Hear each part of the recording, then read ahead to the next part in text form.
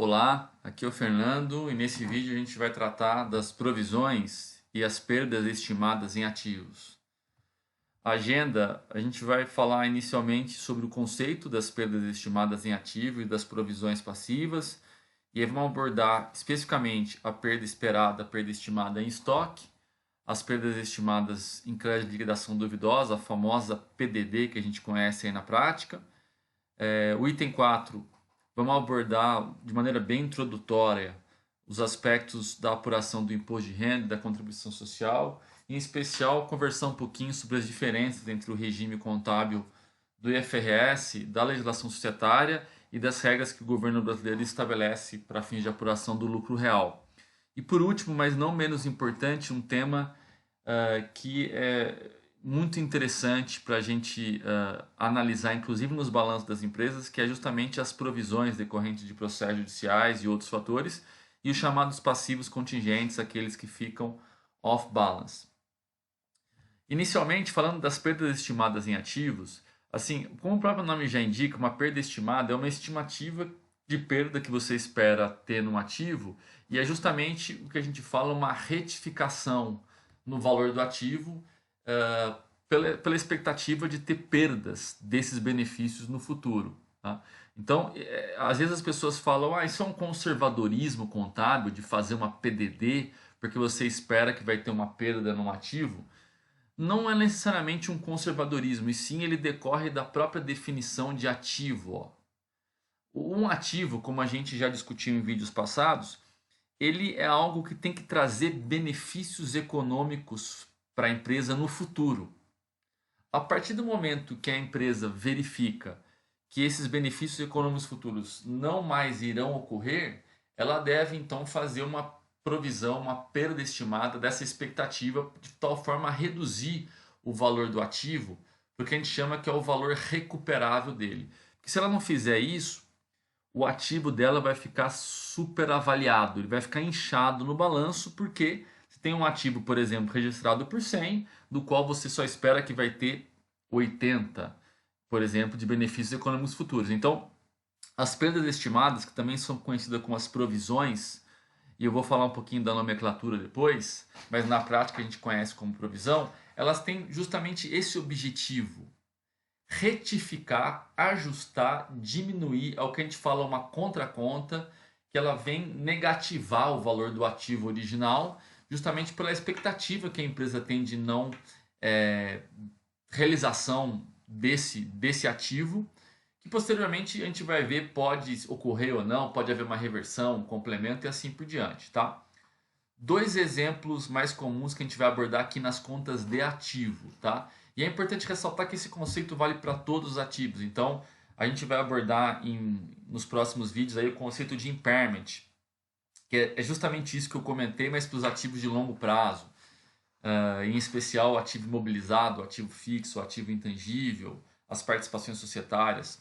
Então, ele é aplicado a qualquer ativo.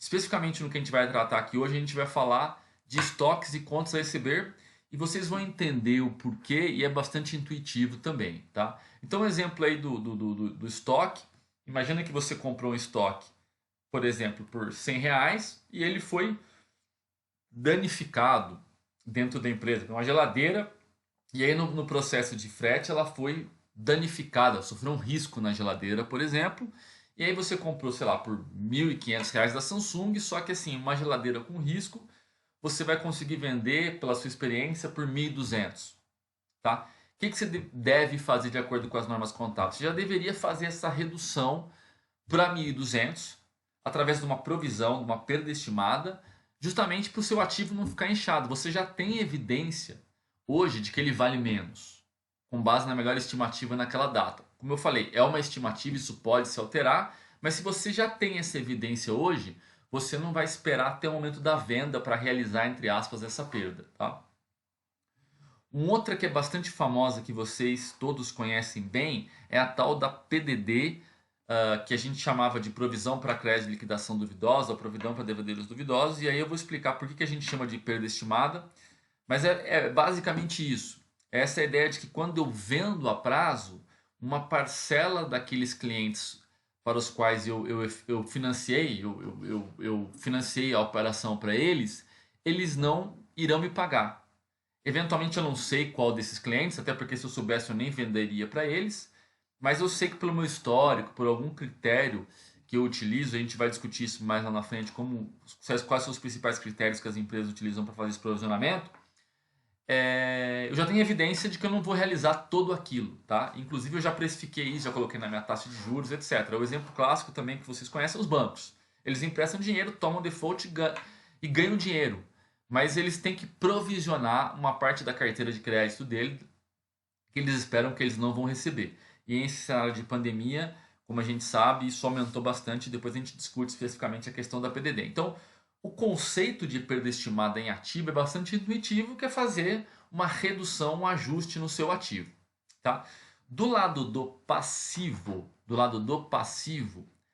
é um pouco diferente. A provisão do lado do passivo, ela reflete algo que já ocorreu com a empresa, tá? Para o qual eu ainda não tenho, ainda não saiu o caixa, mas eu já tenho uma estimativa provável e consigo mensurar isso, que isso vai acontecer lá na frente. Tá? O que diferencia a provisão do que a gente chama dos demais accruals de competências, demais contas a pagar da empresa? É justamente isso que eu falei. O valor é incerto ou o prazo é incerto. Então eu não sei exatamente quando vai ser e nem ou ainda eu não sei ou quando ou quanto. Então um exemplo clássico é uma provisão para processo judicial. Então imagina que a empresa foi autuada pelo fisco para fins de um determinado tributo que ela pagou ou não pagou, mas acha que não deveria pagar, o fisco entende que deveria, vai lá, autua a empresa e aí ela vai discutir na justiça se ela tem que pagar ou não, quando que ela vai pagar isso, enfim. Mesma coisa a questão trabalhista, o funcionário entra na justiça contra a empresa, né? Como a gente brinca, põe a empresa no pau, e cara, eu quero R$ 1 milhão. A empresa falou, não, eu não vou perder. O cara não fez essa hora essa, não teve assédio moral. Ou sim, eu posso perder, mas não é 1 milhão, é 200. E aí tem muita incerteza em relação às provisões. E aí a gente vai ter alguns critérios. Basicamente, com base na probabilidade de perda, você vai ter que provisionar isso que a gente fala. E é uma estimativa, não é algo exato. É diferente do salário a pagar do funcionário, que eu sei praticamente com quase toda certeza quanto que eu vou pagar de salário para o cara no mês que vem. Agora, uma provisão judicial, isso é altamente incerto.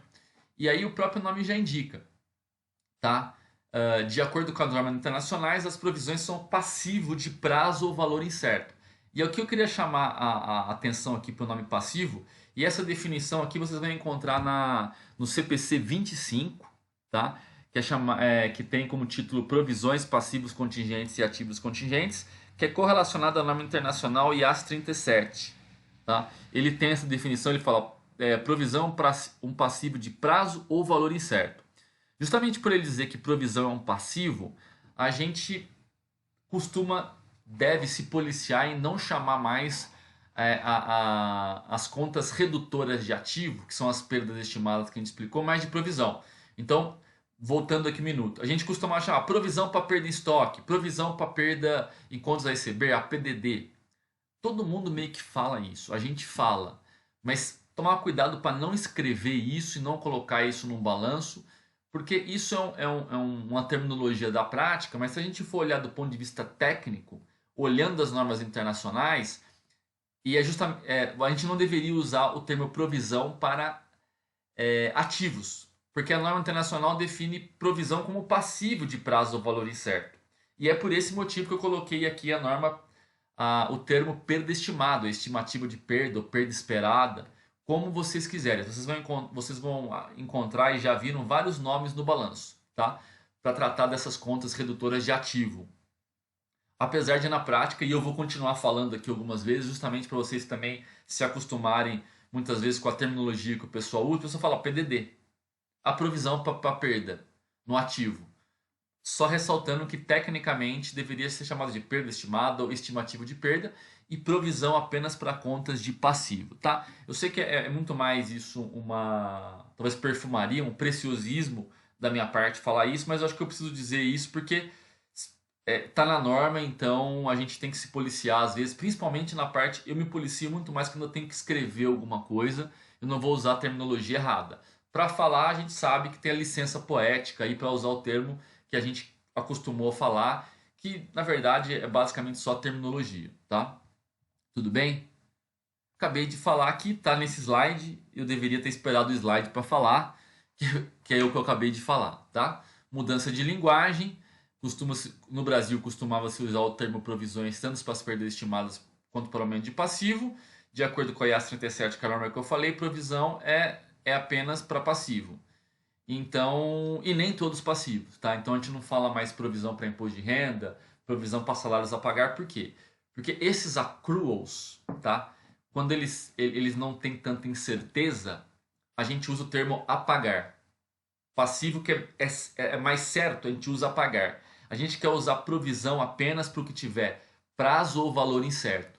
E por que isso, Fernando? Porque você quer avisar para aquele leitor da demonstração financeira, ou a gente, quando está analisando, a gente saber que as provisões envolvem muito mais julgamento e incerteza.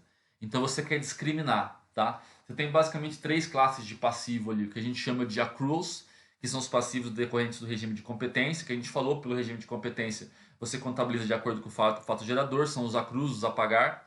Você tem as provisões, que tem prazo ou valor incerto, e você tem os deferred, os diferidos, que é basicamente a questão, por exemplo, do imposto de renda diferido, que a gente vai abordar em vídeos mais para frente, que é uma coisa relacionada às diferenças entre o regime tributário e societário brasileiro, tá? Então é isso, eu tinha falado, vamos direto aos exemplos, que eu estou ficando um pouco teórico demais aqui, vamos para a prática, que é o que tem mais interesse para vocês. Vamos lá. Como é que eu contabilizo isso e olhando especificamente para os estoques? Qual que é a base de mensuração dos estoques? E eu falei isso no vídeo passado, na parte 1 do vídeo passado sobre estoque. O que é a base de mensuração? Contabilidade, como a gente já comentou, é o processo de reconhecimento.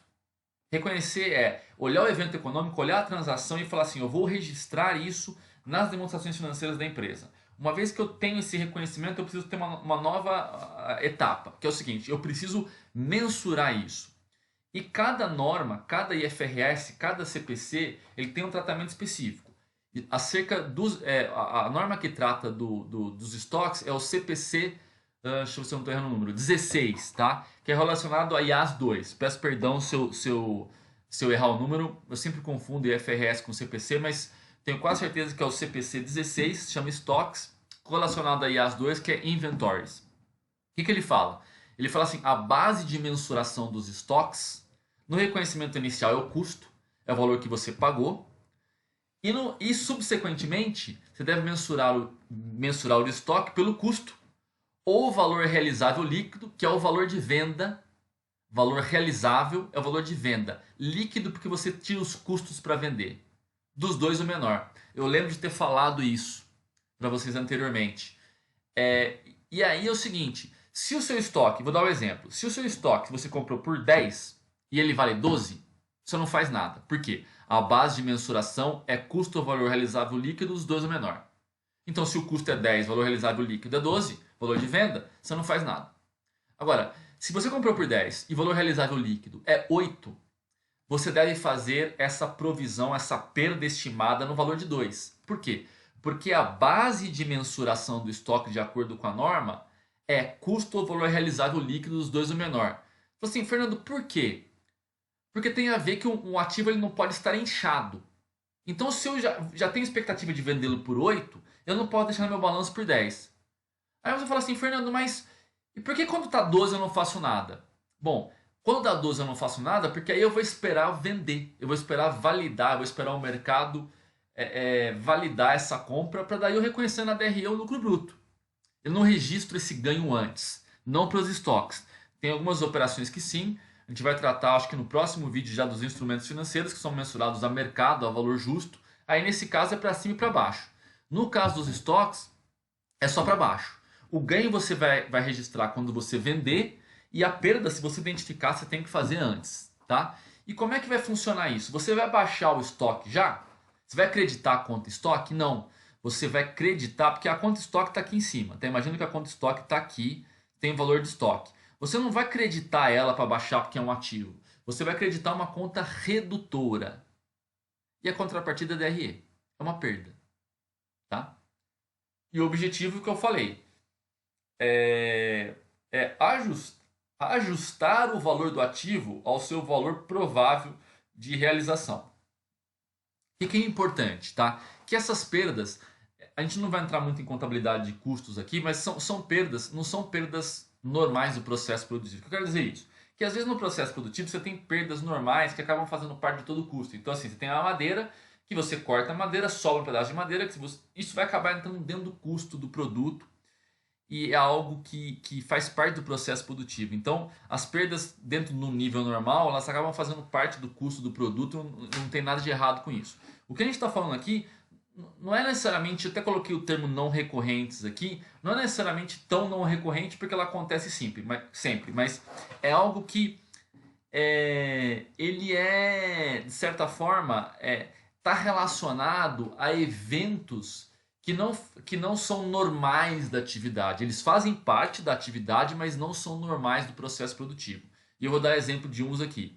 Eu trouxe até novamente aqui o trecho do balanço da Luísa. A gente tinha mostrado essa mesma nota explicativa na parte de estoques, apenas para falar da composição do estoque dela, né, que tem mercadorias, ela tem 6 bi de estoque aqui quase, tem mercadorias para revenda, tem almoxarifado material para consumo, e a gente tinha falado da provisão para estoques.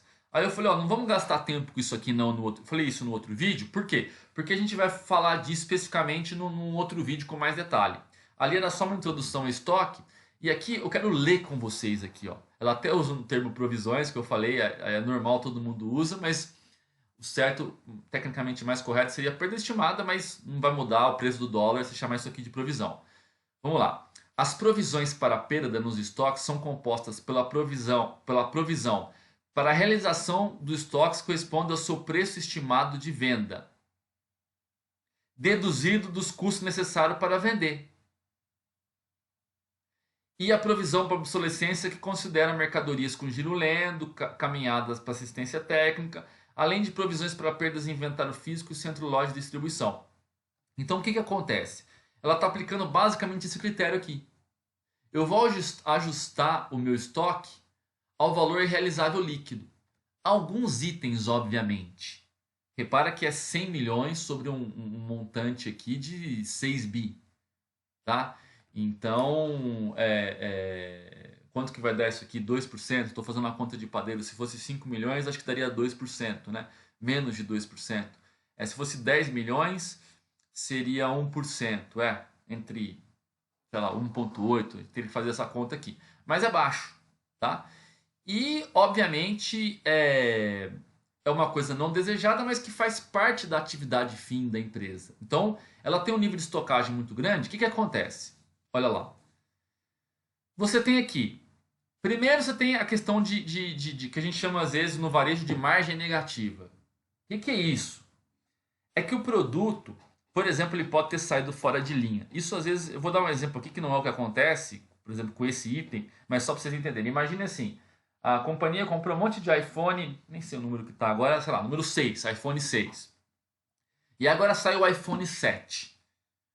E aí, às vezes, o preço que a mercadoria às vezes sai fora de linha, sai um modelo novo e ela perde um pouco de valor modelo antigo. Tá? Não é o caso do iPhone, porque no Brasil isso é até engraçado. Diminui até as pessoas compram mais, porque o iPhone é tão caro às vezes que quando sai fora de linha vem modelo novo, outro fica mais barato e a gente acaba comprando o modelo mais antigo. Né? Eu pelo menos sou assim. Aproveita quando fica mais barato para comprar. Mas só para vocês entenderem o conceito. Não acontece com o iPhone, mas pode acontecer com outro item. Então, às vezes, tem alguns itens que você comprou e você não teve a expectativa de rentabilidade ou o preço dele caiu, ou um item importado. E aí, por exemplo, enfim, você tem impacto de desvalorização cambial, você tem impacto de algum issue que aconteceu com aquele produto, que não teve a expectativa de venda, enfim, esperada, a população não gostou do produto, pode acontecer de tudo. Você tem que vender ele por um valor abaixo do seu custo. Você fala assim, mas a empresa vai fazer? Claro, é isso ou nada. Ela não faz porque ela quer. É óbvio que ela quer vender por um preço a mais, maior do que ela tem uma margem positiva, mas na dúvida, é melhor vender tendo um prejuízozinho do que deixar o negócio lá e ter que doar, ter que fazer não sei o que, enfim, mercadoria estraga. Então você tem o que a gente chama às vezes de margem negativa, que está relacionada muitas vezes a uma certa obsolescência. A obsolescência ela pode ser tanto às vezes tecnológica, o fora de linha, ou se a gente pensar, por exemplo, no varejo alimentar, você pode ter uma obsolescência porque você comprou, sei lá, itens que têm validade, você comprou, sei lá, alface, e a alface durou uma semana no supermercado, e aí se você não vender, você vai ter que provisionar, vender mais barato. Bom exemplo, margem negativa. Não sei se vocês já foram em supermercado para ver, quando o item está chegando perto da validade, o pessoal vende um pouco mais barato, muitas vezes com lucro, mas muitas vezes até abaixo, para desovar aquilo ali, porque vai perder a validade, tá? Então você tem obsolescência, você tem a questão de que eu falei, considera o giro lento, que a mercadoria não está girando, né? Da forma esperada, a vazão dela, o tempo está ficando muito mais tempo em estoque. Você tem a questão de assistência técnica também, que é o quê? Porque eu falei, o produto às vezes a gente compra, devolve, e aí você tem que caminhar assistência técnica, tá com algum problema. Às vezes você pode ter algum tipo de avaria, tá? Enfim, você pode ter a questão de inventário, expectativas de furto, roubo nas lojas, nos trajetos. Então você tem uma série de fatores que podem fazer com que você tenha perdas antes de vender o estoque. Porque você pode ter perda na venda, você vender por um valor menor. Mas se você já tem todos esses indícios antes, você faz esse provisionamento, essa perda esperada aqui em estoque, tá? E aqui tem a movimentação ah, da, da Magazine também. Controlador e consolidado, a gente já falou, que é o CNPJ que é o consolidado do grupo. Tem o saldo inicial, a constituição, ó, baixados e vendidos, ó. Ou seja, ela alienou ou baixou de vez, porque a perda às vezes, muitas vezes se concretizou, você reverteu isso aqui. Às vezes essa constituição aqui, ela pode ser também relacionada a... Vê que diminuiu, né? Ó. Olha como diminuiu. Era quase 200 milhões aqui, ó. 2019, ó. Olha como é que diminuiu 2020, ó. Ela aumentou bastante em 2019. Deve ter acontecido algum evento aqui. A gente precisaria abrir, ó, ter aumentado. Porque ela era baixa, né? Aí aumentou bastante. Eu acho que pode ser das aquisições que ela fez, alguma coisa, tá? De algumas empresas que ela comprou. Teria que abordar com detalhe. Mas repara que ela estava com 200 milhões de provisão, foi para 100. Tudo bem? E essa contrapartida é resultado, tá? Então, quando você provisiona, você joga na DRE. Diminui o soluque, quando você reverte, você gera uma receita, um ganho, entre aspas, tá? Aí falando da provisão para crédito de liquidação duvidosa, tá? Falando de estoque, então assim, era para dar só um overview geral de estoque, vamos falar um pouquinho do crédito de liquidação duvidosa. Essa é até bem intuitiva, a gente sabe, quem já emprestou dinheiro para alguém da família, principalmente cunhado, talvez tenha que ter tido provisionado, ou às vezes já baixou de vez, ou já considera uma doação, né? Porque assim, quando você empresta dinheiro com você a um banco, ou o caso aqui, eu trouxe exemplo da incorporadora MRV, quando você vende algo a prazo, tá? Você está sujeito a pessoa não te pagar, tá? E isso é óbvio, você fala, olha, receber a vista o cara te paga, receber a prazo, enfim, corre esse risco. Ah, mas por que a empresa faz? Óbvio, ela está financiando o cliente, tem interesse, eventualmente ela já considerou isso no fluxo de caixa dela, tem uma estimativa, o banco cobra juros para fazer isso, faz parte do business financiar o cliente, quase ninguém às vezes tem dinheiro para pagar à vista. Então, absolutamente normal. E no caso da venda de imóveis também, tá? Você pode, a própria empresa pode financiar o cliente, o banco pode fazer o financiamento imobiliário, enfim. Então, a lógica aqui da PDD, eu acho que eu não vou nem perder tanto tempo assim da gente discutir, porque é algo bem intuitivo. Você tem um crédito perante terceiros e você tem uma expectativa que parte desse crédito, ou ao longo do tempo isso pode ir mudando, você não vai receber a totalidade do que é devido. Tá? E aí eu vou mostrar alguns exemplos de como fazer isso, mas mostrar não, explicar um pouco do racional, mas eu acho que é bastante intuitivo também para a gente, quando a gente pensa em pandemia, e que a economia começa a piorar, lockdown e pessoas com problema de saúde, falecendo, etc., as empresas começam a fechar, e você começa a ter desemprego e etc. E aí você tinha um direito a receber de uma empresa, de uma pessoa, a pessoa perdeu o emprego. Ou a empresa quebrou.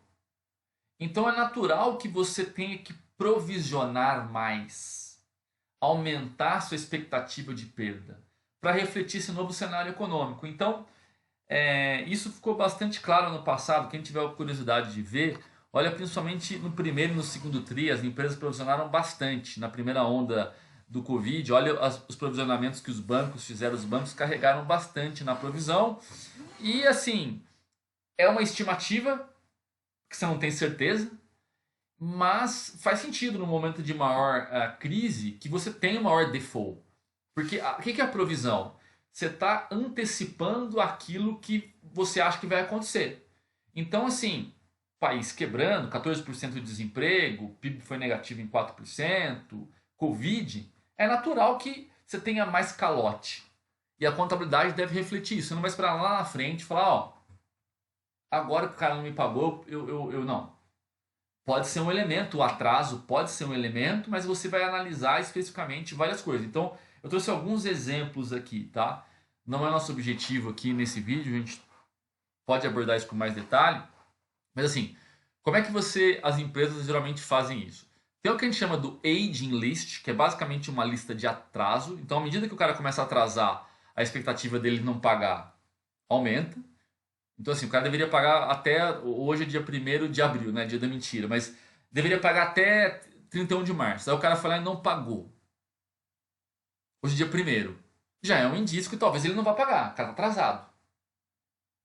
Ah, mas o cara pode pagar? Pode. Mas quando as pessoas começam a atrasar, qual a probabilidade dela não pagar mais? As empresas têm modelo para isso.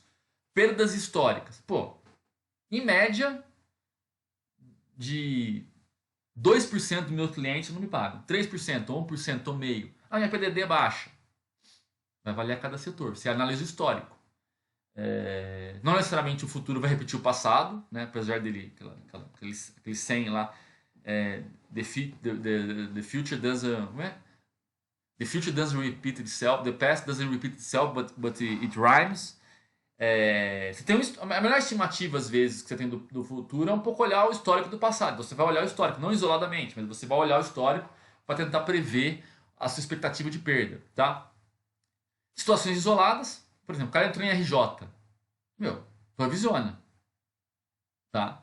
Estudo do departamento jurídico dos casos de juízo. Você está processando o cara, você colocou o nome do cara no SPC, enfim, você está indo atrás do cara para cobrar, mas o seu jurídico falou, cara, você até vai ganhar ação, entendeu? Você pode ser que consiga, mas assim, o cara não tem bens, o cara sumiu com o dinheiro dele, você não consegue citar o cara sumiu, por exemplo.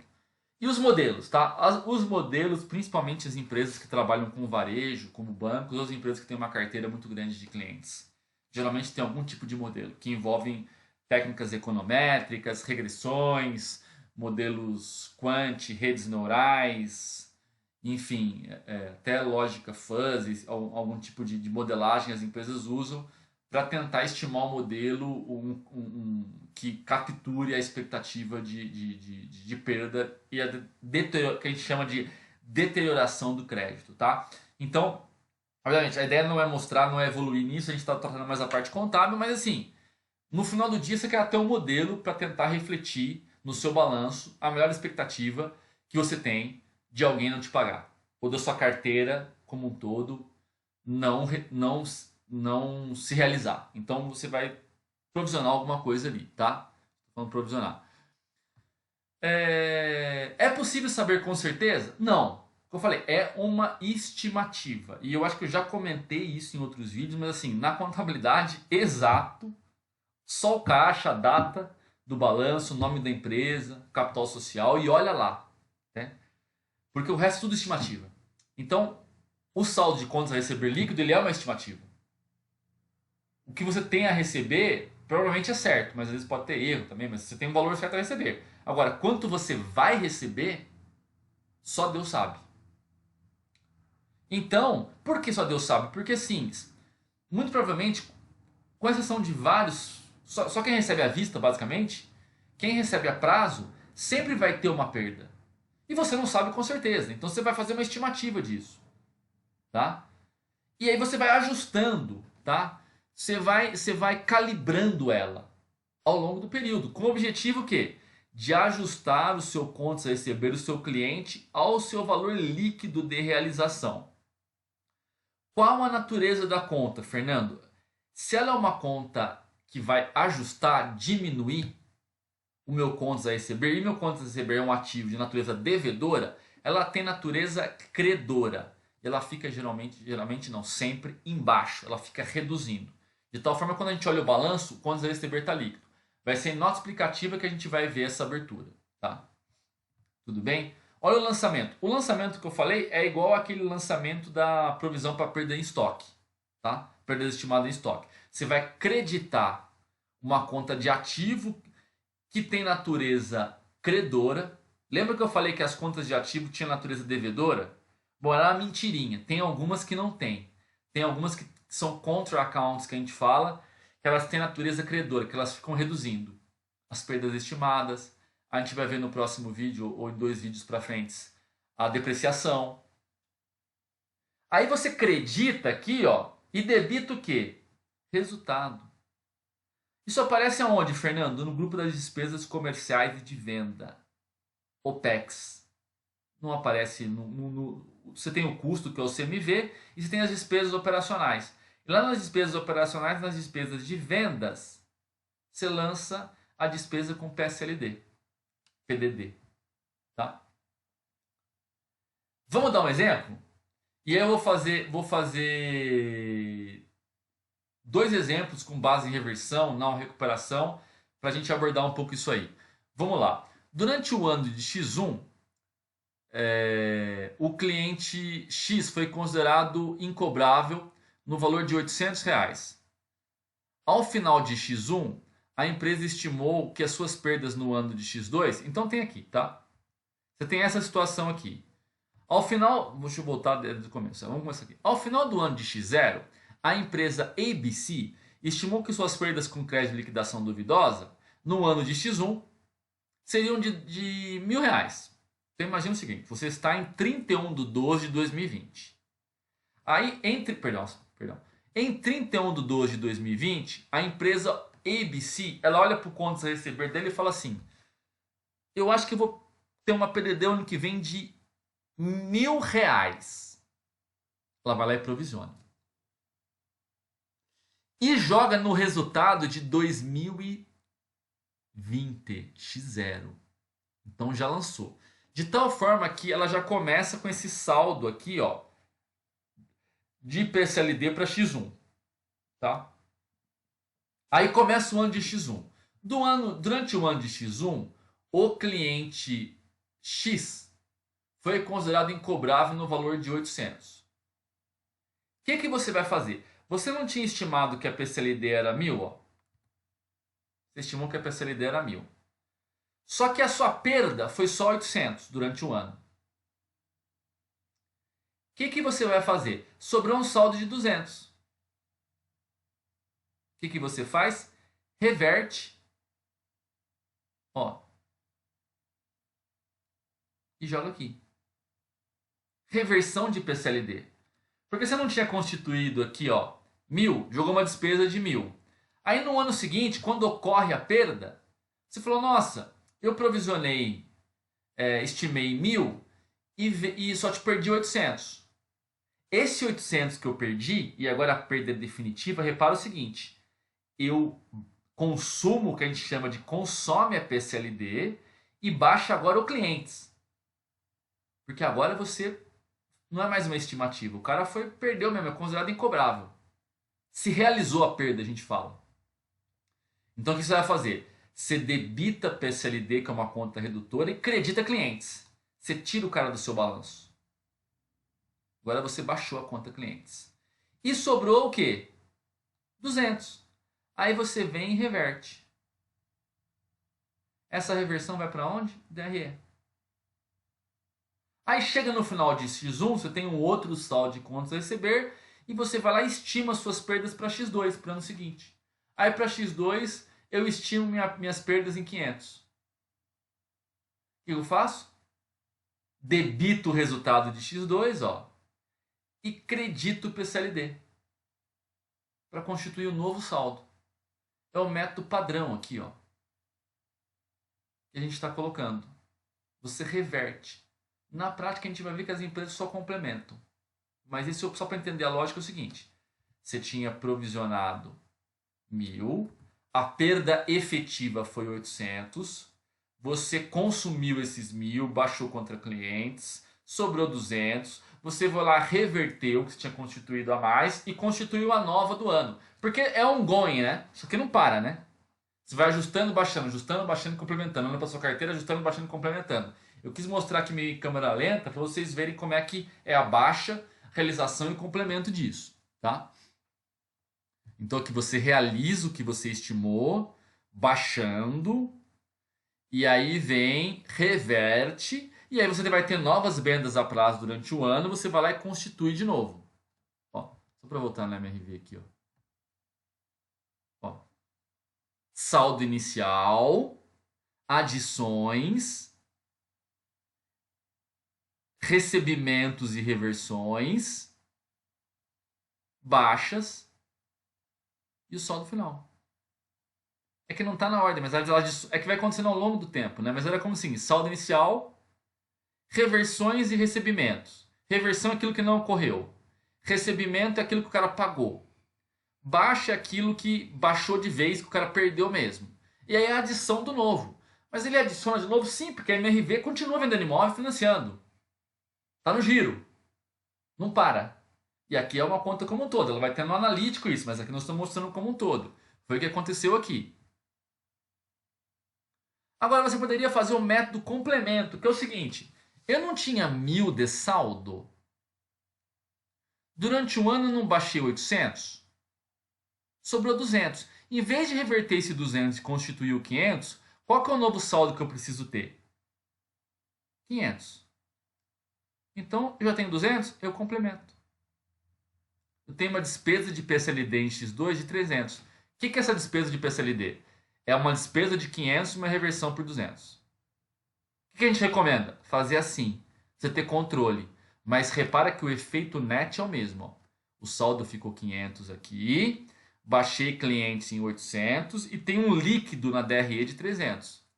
O saldo ficou 500, baixei clientes em 800. Ó, despesa e reversão. Despesa e reversão. Na DRE vai ficar o líquido.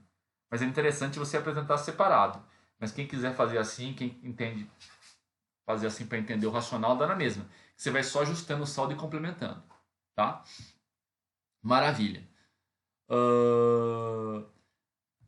No exemplo, eu reverti porque foi insuficiente. Pode acontecer de ter perda adicional? Sim. O que você constituiu foi insuficiente, você vai lá e complementa e joga mais perda para o resultado ainda. Tá? Que é esse caso aqui. Quando a perda estimada não foi suficiente. Então, ó, ao final de X0, a empresa explorada possuía um saldo de clientes de 70 mil. Estimou uma PSLD de 2 mil. Tudo bem? 3% aqui quase. Se fosse 21, né? 3%. Ao longo de X1, os clientes fui e já era, que já deviam 1.750, foram considerados incobráveis. Então, 1.750, eu estimei 2.000. Dois caras já me deram baixa aqui, ó. O que eu faço? Baixei de clientes e joguei na PSLD. Por que eu não jogo para resultado? Porque eu ainda tenho saldo de PSLD e isso aqui já entrou no resultado do ano passado. Quando eu provisionei, ó. Durante o ano de X0. Essa despesa aqui já entrou no ano de X0. E por quê? Porque em tese eu vendi em X0, eu financiei o cliente em X0. E se eu já tinha uma expectativa em X0 que não ia receber, eu já lancei a despesa lá contra uma conta redutora aqui. Aí durante o ano realizou. Realizou 1.000, realizou 750, eu perdi. E aí, olha o que aconteceu. Olha o que aconteceu. Repara, X0 que eu falei, nós estamos em X1. Agora, X0 eu joguei aqui. Isso aqui já é X1. Olha o que aconteceu. Além desses 1.750, o cliente perdido também não vai pagar. Confirmou. Então eu baixo 600 aqui, consumo toda a PCLD, Não vou deixar o saldo devedor aqui, porque senão vai virar um ativo. Isso aqui é a redutora de um ativo. Essa conta aqui fica embaixo de clientes, né? Ela é uma redutora aqui. Então ela fica para deixar o cliente pelo net. O que eu faço? Coloco 250 aqui, 600 menos 250, 300. Perda adicional com clientes. Complemento. Mais perda no resultado. Por quê? Porque a minha 2.000 não foi suficiente. Entenderam? Vamos ver mais algumas situações. Além disso, pode acontecer de um cliente que eu ter baixado, eu negociar, ele resolver me pagar, é mais raro, não, brincadeira, mas acontece. O cara às vezes, você baixou o cara, colocou o cara no SPC, o caramba 4, e o cara, para limpar o nome dele, vem e negocia. Tem gente que teve, a pessoa é honesta, tive um problema financeiro, perdi emprego, mas agora eu quero honrar minhas obrigações, eu vou honrar, vou pagar um pouco menos, ou o cara esqueceu, qualquer motivo, o cara vem e paga. A pessoa vê lá, não, estava devendo, eu quero vir e pagar. E aí, a entidade recupera o crédito. Você tem empresas de negociação, né? Antigamente no interior você botava um capanga para trás dos caras para ver se conseguia pegar o dinheiro. Métodos não ortodoxos, brincadeiras à parte, mas enfim, você conseguiu recuperar o crédito. Tá? Quando a recuperação do crédito refere-se à perda incobrável considerada no mesmo exercício, basicamente você vem e reverte. Se houver crédito, você lança para o PCLD. Vai lá. Tá? Nesse caso aqui, se houver crédito, na mesma PCLD. Mas quando não há crédito na PCLD, quando não há saldo na PCLD, na verdade, aí você vai reverter aonde? Na perda que você jogou. Porque lembra, você não jogou uma perda estimada de 350 aqui nesse caso? Jogou uma perda estimada de 350. E já consumiu tudo aqui. Muito bem, o que você vai fazer? Aí, ó, o cliente já era. Cadê? Cliente já era. Que devia 750, ele foi lá e te pagou quanto? Conseguiu pagar 200. Então, vai entrar 200 no seu caixa e você vai reverter a perda adicional. Tem meio que um crédito aqui, ó, repara, ó, um ganho. Porque uma coisa que você tinha lançado como perda, reverteu. Então você vai, sim, você teria um ganho. Mas como você tem saldo de perda no exercício, você vem e diminui a perda. E repara que isso aqui é como se tivesse recomposto o crédito. Ó. Acho que eu coloquei isso no próximo slide.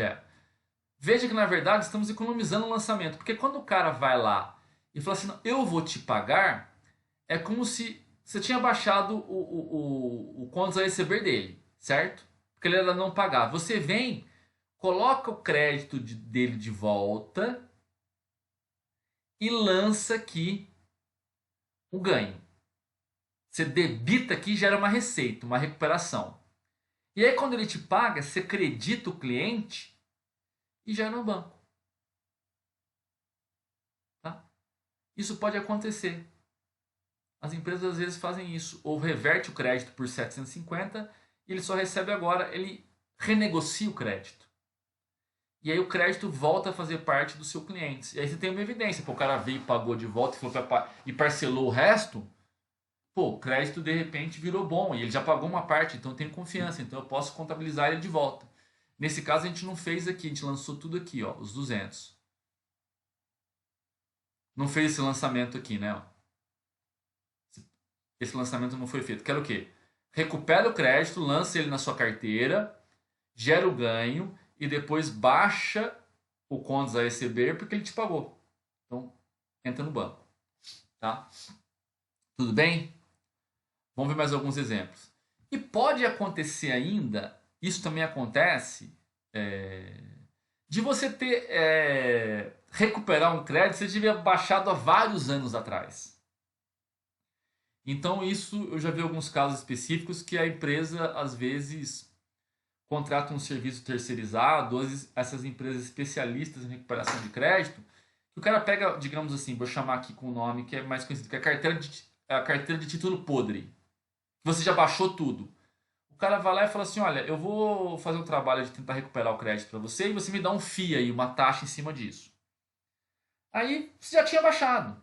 E aí ele falou assim, ó, consegui recuperar X. Aí o dinheiro entra e você lança numa conta de recuperação de crédito, que tem a mesma natureza, mas você usa uma conta específica para mostrar isso, entendeu? Para mostrar que é um crédito de exercício anterior, ó. O cliente caloteiro, que havia sido considerado incobrável em X1, você já está em X2, efetua o pagamento. Aí você lança aqui ó, no banco, que entrou o dinheiro, e joga na recuperação de crédito. Você não joga bem na perda adicional aqui, você faz um controle separado, tá? Porque é um crédito de exercício passado. Então assim, na verdade, essa conta aqui, ó, PCLD, reversão e complemento, perda adicional e recuperação de crédito, elas ficam tudo no mesmo grupo. Que é o grupo da PDD ali. É esse grupo aqui, ó. Vou pegar minha vida. É tudo isso aqui, ó. Essas coisinhas aqui.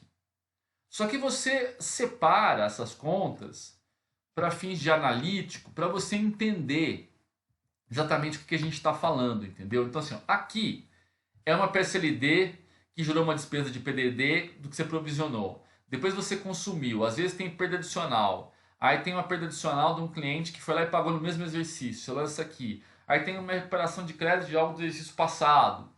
Porque vocês vão ver que também é importante esse controle, eu vou falar mais lá na frente, porque tem um tratamento meio tributário específico para algumas coisas. Algumas coisas são dedutíveis, outras não, às vezes demora. Vai ter impacto em imposto de renda isso aí. Então você tem que meio que controlar meio separado. Mas a natureza é tudo a mesma coisa. Sempre que tiver um débito no resultado, uma despesa, é uma perda relacionada ao não recebimento de clientes. Tá? Sempre que tiver um crédito, é um ganho relacionado a uma reversão de uma perda que você teve, uma recuperação de crédito. Tudo bem? Essa é a natureza. Maravilha? E aí eu vou entrar nos aspectos fiscais que eu tinha falado anteriormente. O que acontece? Deixa eu tomar só um gole de água aqui. Eu comentei isso, acho que foi nos primeiros vídeos, que a gente adota no Brasil o ordenamento contábil, ele segue as normas internacionais de contabilidade, que são as IFRS, que são incorporadas no nosso ordenamento através dos pronunciamentos contábeis do CPC, Comitê de Pronunciamentos Contábeis, se tornam lei através de deliberações da CVM, do Conselho Federal de Contabilidade, do Conselho Monetário Nacional para os bancos, a ANEEL, a ANTT, SUSEP, enfim, isso vai sendo incorporado para as empresas brasileiras. O que acontece? Isso é o que a gente chama de contabilidade, chama assim, comercial. A gente chama de societária. Contabilidade de mercado. É o balanço que a gente vê. É o balanço que a gente usa para tomar decisão, para emprestar dinheiro, para comprar ações, etc. Agora, tem uma outra regra contábil no Brasil que é uma regra para apuração do imposto de renda, que não se mistura com as regras do IFRS. Na verdade, elas são diferentes. E por quê? Porque ela tem um outro objetivo. Qual? Que a empresa pague imposto. E não necessariamente os critérios utilizados para pagar imposto são os melhores critérios em termos informativos para auxiliar o usuário a tomar decisão para fins de alocação de recursos. Então são duas coisas distintas. Na maior parte do mundo é assim. Tá? Você tem uma norma para fins tributários e uma norma para fins de mercado. Porque o governo tem outros interesses. E aqui no caso da PDD, esse é um exemplo. Quando você faz uma provisão, uma PCLD, uma perda estimada, ela gera uma despesa no resultado, certo? Isso reduz o seu lucro. Digamos assim, o lucro que vai ser base para apuração do imposto de renda e contribuição social.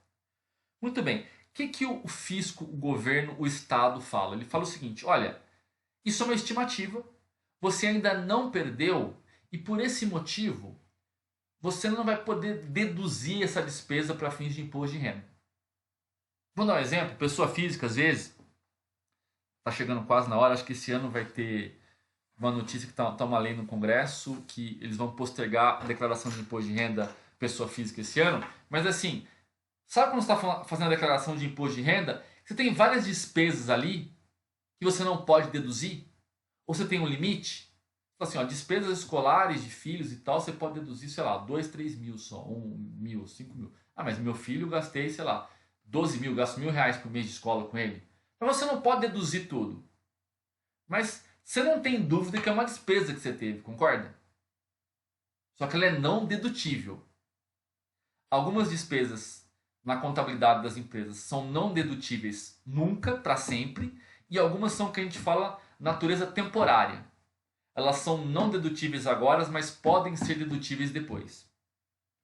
Eu não quero entrar em muito detalhe, porque essa não é uma aula de imposto de renda, depois eu vou gravar outros vídeos, vai precisar de vários vídeos para tratar disso, mas vocês precisam entender nesse momento é o seguinte, a PDD, ela, no momento em que você constitui, o fisco fala não dedutível. E a gente vai ver que você vai ter que somá-la de volta para calcular o imposto de renda, porque ela entra diminuindo. Por quê? Porque ele fala, tem regras específicas.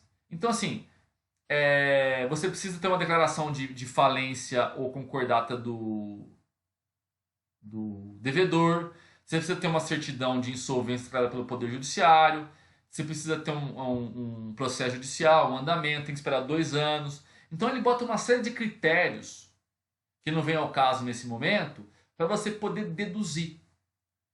E por que isso? Ele é um pouco mais conservador. Ele fala, olha, é só uma estimativa agora. Quando você perder, você vai poder deduzir, mas por enquanto não.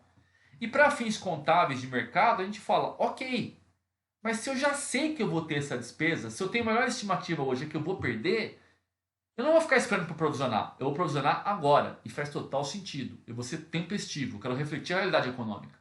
O fisco fala, não, para mim você tem que esperar. Então você tem diferenças em relação a isso, tá? E aí, é basicamente isso aqui. Eu não quero entrar em muito detalhe, mas para as empresas que apuram o imposto de rendas, basicamente você tem 3 grandes regimes aí. O Simples Nacional, o lucro presumido e o lucro real. A maioria das grandes empresas no Brasil apura pelo lucro real. Porque são grandes empresas, não podem estar no presumido, tem setor financeiro que não pode estar. E o Simples geralmente é para pequenas empresas. O presumido aceita grandes empresas também e aceita alguns regimes específicos, tá? Mas assumindo o lucro real, que são as grandes empresas, a maioria delas pelo menos, a legislação do imposto de renda, que é o RIR 99, ela fala o seguinte, o lucro real, que é a base de cálculo para apuração do imposto de renda, ele é o lucro líquido apurado de acordo. Lucro real será preenchido pela apuração do lucro líquido com base nas leis comerciais. O que você vai fazer então? Você vai apurar o lucro líquido antes dos impostos com base nas leis comerciais, que é o FRS, o CPC, e depois você tem que apurar o lucro real. O que é o lucro real? É o lucro líquido ajustado pelo quê? Adições, exclusões e compensações. Adições, exclusões e compensações. O que seria isso? Tá? Adições são coisas que você vai adicionar para tributar. Exemplo, a PDD. Quando você apurou o lucro líquido contábil de acordo com a legislação societária, você concorda que a PDD veio e diminuiu a despesa? O fisco fala, não, no lucro real você tem que adicionar isso nesse momento. Muito bem, você pode excluir algumas coisas. O que, por exemplo? Nesse mesmo caso, uma reversão de PDD. Porque se você não tributou a despesa, quando reverteu, você vai excluir o ganho. Tem vários exemplos, tá? Porque eu falei, vai ter que ser alguns vídeos para tratar disso. Depois a gente aborda. Mas só para facilitar aqui, vou dar o mesmo. Exclusões, reversão. Tá? Compensações. O que é compensação? É compensação de prejuízo fiscal. Quando você tem prejuízo em um exercício, você não paga imposto. Prejuízo fiscal, tá? Não prejuízo contábil, que é diferente. Quando você tem prejuízo fiscal, você pode usar esse saldo para compensar lucro em período seguinte. É mais ou menos para quem opera em mercado de ações, é mais ou menos a mesma coisa. Quando você tem um prejuízo na compra e venda de uma ação, você pode guardar aquele prejuízo. Quando você tiver uma outra operação lá na frente com lucro, você vem e abate e não paga imposto. Tá? É basicamente essa mesma lógica. E perdão, eu sei que eu estou falando rápido, é que não é uma aula de imposto de renda e eu não quero confundir vocês, eu quero mais dar o racional e mostrar como é que calcula só e depois a gente aprofunda em outro momento, em outro vídeo. A apuração do lucro real, ela basicamente você tem 2 grandes partes, né? O que a gente chama da parte A e parte B. O que é o lucro real? É o livro de apuração, uma obrigação acessória que as empresas, obrigação acessória que ela tem que entregar ao fisco, cuja principal objetivo é apurar o pagamento do imposto de renda da pessoa jurídica. E ela é formada por duas partes. A parte A, que eu acabei de falar, você tem lá, basicamente, você pega o lucro contábil e ajusta. E na parte B, você tem que controlar esses ajustes temporários. Por quê? Eu falei, você tem que controlar, porque o que você adicionou agora, a PDD, lá na frente, quando você perder, você vai poder deduzir. Você tem que ter um bom controle disso. Porque na hora que você deduziu, o fisco vai falar: opa, você controlou isso? Me mostra evidência. Tá? Então, a parte B do LALUR é destinada a controle das diferenças temporárias. E aí é basicamente isso. Eu vou entrar nos cálculos, para a gente não tomar muito tempo e, como eu falei, não confundir mais do que ajudar, que é meu objetivo. Vamos lá. Como é que eu contabilizo uma despesa de imposto de renda? Bom, é simples. Eu vou fazer os cálculos que eu vou mostrar no próximo slide bem simplificadamente. Que eu vou pegar o lucro antes do imposto, vou fazer os ajustes e calcular o imposto a pagar. Tá? Calculei esse imposto a pagar, eu vou ter uma despesa de imposto de renda contra um IR a pagar. E quando, no curto prazo, geralmente, na maioria das vezes é curto prazo. Não sei se tem algum tipo de refis, algum tipo de refinanciamento, mas é curto prazo aqui. O imposto tem que ser, você calcula e paga. Tá? Calcula e paga. E no circulante. E você tem uma despesa lá na DRE, a gente já falou isso, é uma despesa lá embaixo, você vem deduzindo, você tem receita, CMV, lucro bruto, despesas operacionais, lucro antes do resultado financeiro, lucro antes do imposto de renda, despesa de imposto de renda. Quando eu falo imposto de renda, lembre-se sempre da contribuição social, tá? Isso aqui é imposto, isso aqui é contribuição, os dois são tributos sobre o lucro, mas é tão parecido que a gente, para fins contábeis, trata da mesma forma. Apesar de ter algumas diferençazinhas aqui, depois a gente aborda em outros vídeos também. Mas o IRPJ é contribuição social sobre o lucro líquido. Regra geral, para a maioria das empresas, a alíquota é 34%, tá? É 15 mais 10 de IR e 9 de CES, dá 34%. Bancos têm a contribuição social um pouco maior. Não precisamos se preocupar nesse momento com a questão da alíquota. É muito mais para entender o conceito e depois nas aulas de tributo a gente aprofunda. Muito bem. Você calculou a despesa de imposto de renda a pagar, você foi lá, pagou, credita a caixa, debita IR, a pagar, que é o passivo circulante. Vamos ver alguns cálculos. Olha lá, eu falei. Vamos imaginar que você teve essa DRE aqui. Receita bruta, deduções, abatimentos, receita líquida, tira o CMV, lucro bruto, despesas de vendas, multas, receita financeira, revisão da PCLD, outras receitas, lucro antes do imposto de renda.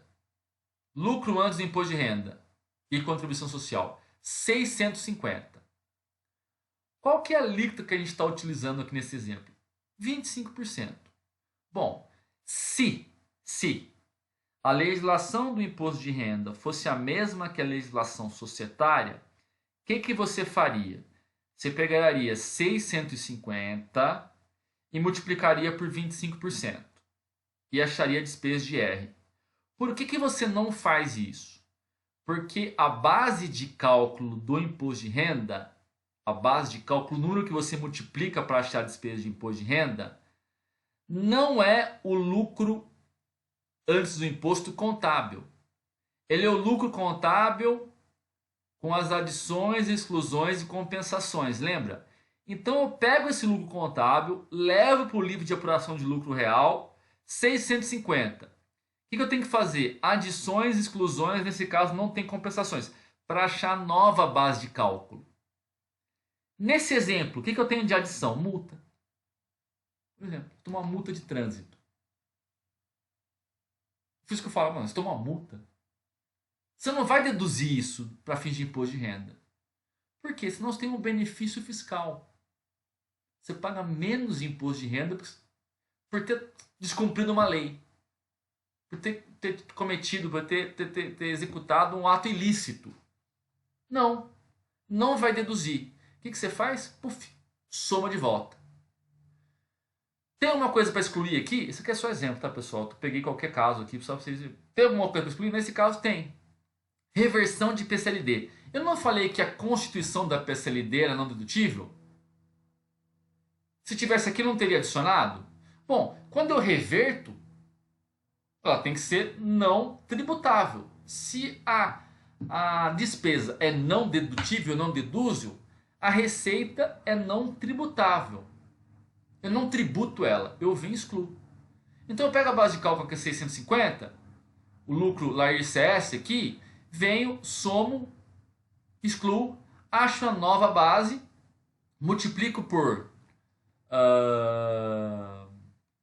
25%, que é a minha alíquota dada aqui, e acho novo. Tá? Não tô, tem alguma coisa que poderia gerar um diferido aqui, me perdoem, eu não vou falar disso agora, tá? Porque uma diferença temporária pode gerar o que a gente fala de IR diferido. Esquece isso, quem já conhece, esquece isso nesse momento, senão eu vou prejudicar muito vocês, os outros. Se eu ficar falando isso aí, que é um negócio que confunde pra caramba, vai ter que ser um outro vídeo também. Mas admitindo que tudo aqui é uma diferença permanente, morreu, você pega aqui 6.000, multiplica por 25%, acha 1.500, pega esse número, leva de volta para a DRE e acha o lucro líquido. Simple as that. Se fosse tudo igual, qual que seria o meu imposto de renda? É uma alíquota que é dada, multiplicado por uma base de cálculo. A base de cálculo não é o contábil. Ou pode eventualmente ser, se não tiver nada aqui que seja diferente, mas 99% dos casos não é. Você pega, pum, ajusta a base de cálculo, multiplica, achou, levei, despesa de R 1.500 e aí vai pagar 1.500. Despesa de R e aí vai pagar. Aí quando eu pago? Debito passivo, credito a caixa. Tudo bem? Por hora é isso, pessoal. Não esquentem mais a cabeça sobre imposto de renda. Depois, em outras aulas, eu vou colocando um pouco mais de coisa sobre isso. E a gente vai complementando, tá? A ideia aqui é tentar facilitar. Então, a gente vai slowly but strongly. Por fim, o último tópico desse vídeo são as provisões de passivo. Que não faz sentido chamar provisão de passivo, porque provisão é um passivo. Mas eu estou colocando aqui justamente para ressaltar que a gente acaba chamando, como eu falei, provisão no ativo de provisão. Tá? Um minuto. O que eu falei? Dívida de prazo ou valor incerto. Falei lá no início do vídeo. Diferente dos accruals. Os accruals são passivos de competência. Exemplo, 13º a pagar, salário a pagar, imposto a pagar. Falei, aquele imposto de renda ali, ele é incerto? Não. Pode variar 10 para cima, 10 para baixo, mas é aquilo. Quando que eu vou pagar? Também sei. É diferente da empresa receber uma autuação para pagar um valor de imposto de renda numa discussão que pode demorar anos, o prazo vai ser incerto, porque ela vai se defender se ela acha que ela está certa, vai entrar na esfera administrativa, que vocês conhecem, é o Conselho de Contribuintes, é o CARF, depois do CARF, eventualmente ela pode entrar na Justiça, pode demorar, vai permanecendo, não sei o que, o STF demora 10, 15, 20 anos. Eu não sei se eu vou pagar, porque eu posso ganhar. E eu não sei também, então, quanto vai ser e quando. Então, isso é uma provisão. Isso é um accrual. Tá? Eu tinha falado disso só para ressaltar novamente. Como eu falei, outra coisa que a gente usa na prática, mas tecnicamente não está certo, do ponto de vista assim, das normas de definição, sendo um pouco mais preciosista para usar o termo correto, a gente às vezes usa provisão para contingências. Por que provisão para contingências não está certo? Porque de acordo com a norma, contingência é um passivo não contabilizado, que a gente chama de off-balance. E ativo também. Quando a gente fala ativo contingente, é um ativo que fica fora do balanço.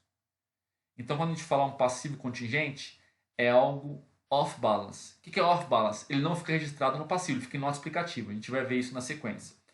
Então, apesar de todas as provisões, de certa forma, serem contingentes, porque elas dependem de algo futuro, contingente, contingent upon alguma coisa acontecer,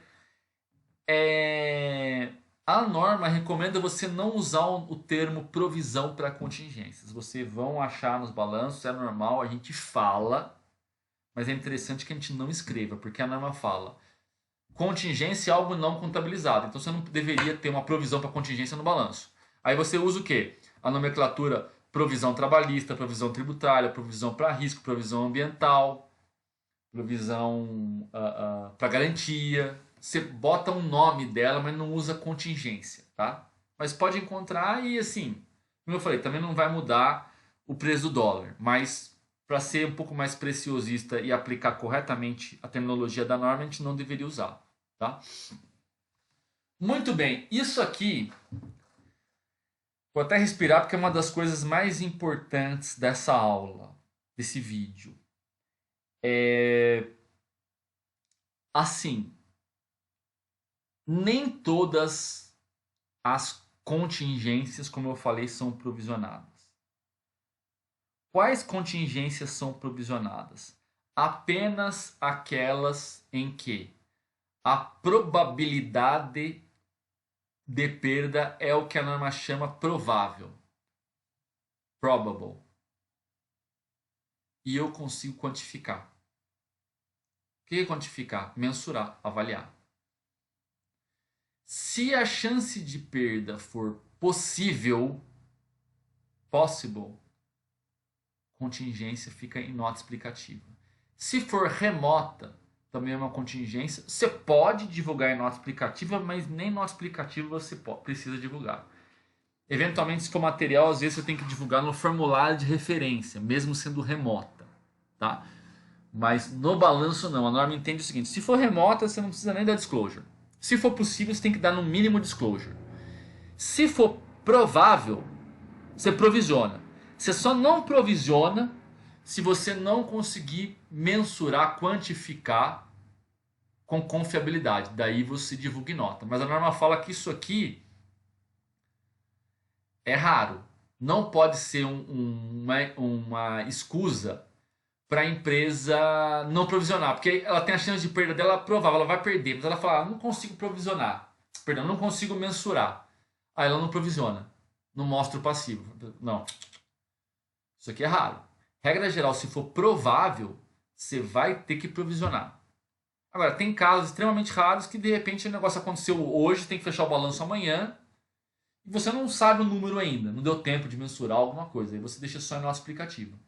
Mas entende que você deveria fazer uma estimativa, por exemplo, disso e depois ir ajustando. Até porque, como a gente comentou, a provisão é uma estimativa. Então, é normal que você vá fazendo ajustes ao longo do tempo. Tá? Tudo bem?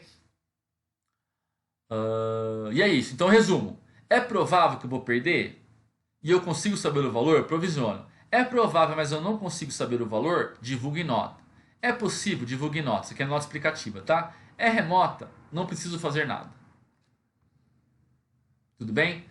E aqui eu trouxe um exemplo, é até bem antigo, da Gol, da nossa explicativa dela de 2010. E é interessante que vocês observem as notas explicativas das empresas, que muitas têm um disclosure muito bom. A Gol tem um disclosure muito bom. E eu estou usando ela como exemplo e peguei um balanço mais antigo, mas isso, a forma de divulgação geralmente não muda muito, é muito mais para a gente exemplificar. Então ela tem uma nota aqui que ela chama de processos judiciais, dezembro de 2010, a companhia e suas controladas, é o grupo, né, o consolidado, são partes em processos judiciais e administrativos. Tá?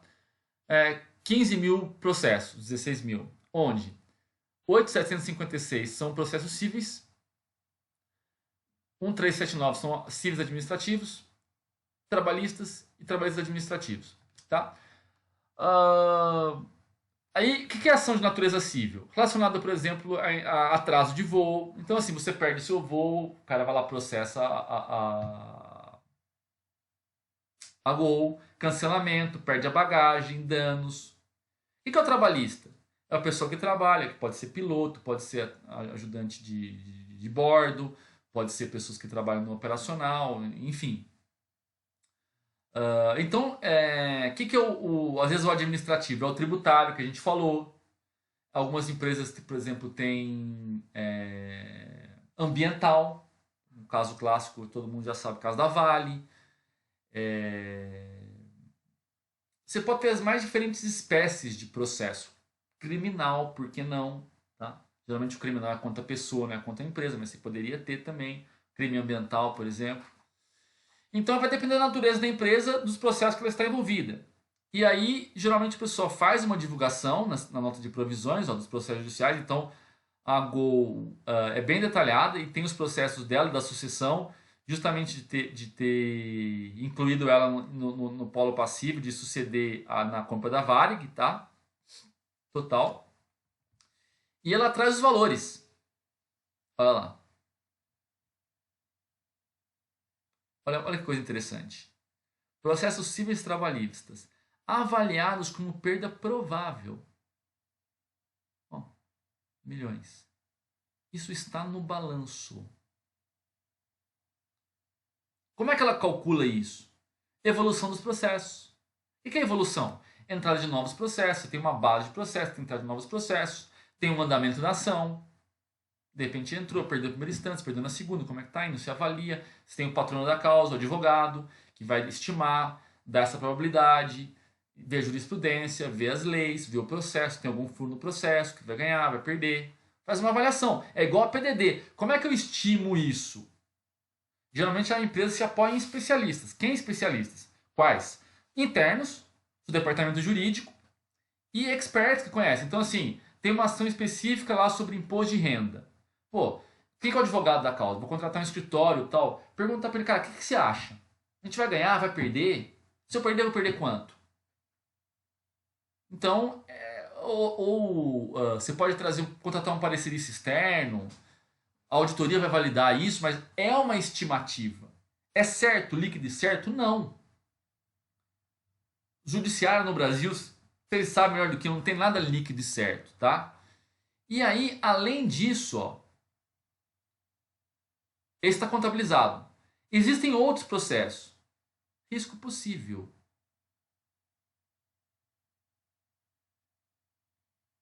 Para os quais nenhuma provisão foi constituída. Nossa, nenhuma provisão foi constituída? Tá certo?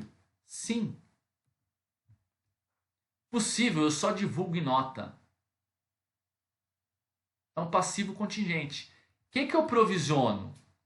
O que é provável. Muito poucas pessoas, poucas não, algumas pessoas não sabem isso e têm um pouco de dificuldade de interpretar a demonstração financeira por causa disso, porque tem coisas que ficam off balance e as pessoas não compreendem muito bem esse critério de provisionamento das estimativas, que é algo extremamente importante para você avaliar um balanço, tá? Ver se a empresa tem algo que eventualmente não está provisionado, algo que tem risco, ou também algo às vezes que está provisionado, mas ela pode ser que ganhe, reverta.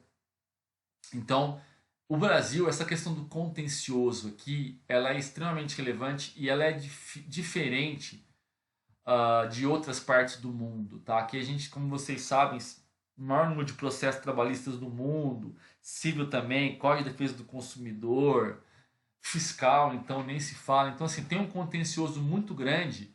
Isso acaba afetando as empresas e, por consequência, o balanço. E é um item muito importante para ser avaliado. Entender como é que isso, seja do lado do passivo e do ativo também. Talvez vocês tenham visto em vários balanços, várias empresas tendo ganho de caso referente a uma ação de exclusão do ICMS da base de cálculo do PIS e COFINS. E esses ganhos geraram e têm gerado ainda registros de ganhos no resultado, porque a empresa dela ganha o direito de compensar um imposto que ela pagou maior, ela pagou PIS e COFINS a maior porque o ICMS estava na base do PIS e COFINS e agora ela ganha e pode restituir e compensar vários anos para trás, atualiza isso. Então isso tem grande impacto nos balanços e é muito importante que a gente entenda esse critério de reconhecimento, mensuração, a subjetividade envolvida, a questão das probabilidades, tá?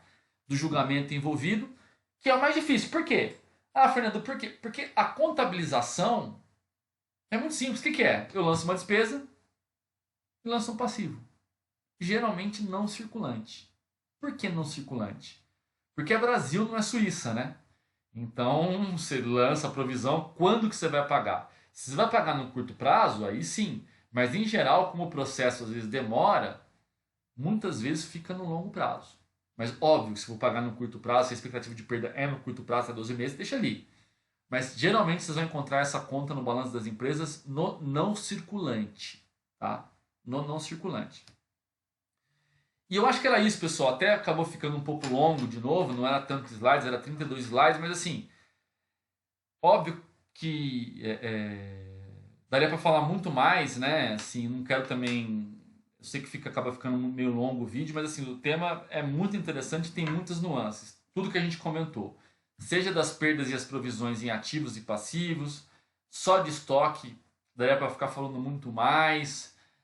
PDD também. Isso aqui, pra vocês terem uma ideia, no passado eu já lecionei só esse tema aqui, ó, só esse último, quando eu às vezes lecionei na FPCAF, que é a fundação ligada ao Departamento de Contabilidade Atuária, que vocês conhecem, ou até mesmo às vezes a FPCAF em alguns cursos em company, só esse tema aqui é 8 horas de aula, de curso, tá? E aqui a gente está tratando tudo em, sei lá, quanto tempo deu aqui? 1 hora. Então eu peço perdão, também não quero fazer algo muito longo, dar um overview para vocês, mostrar e aí em outros vídeos a gente vai tentando aprofundar com coisas mais específicas, tá bom? É isso, valeu. Até o próximo.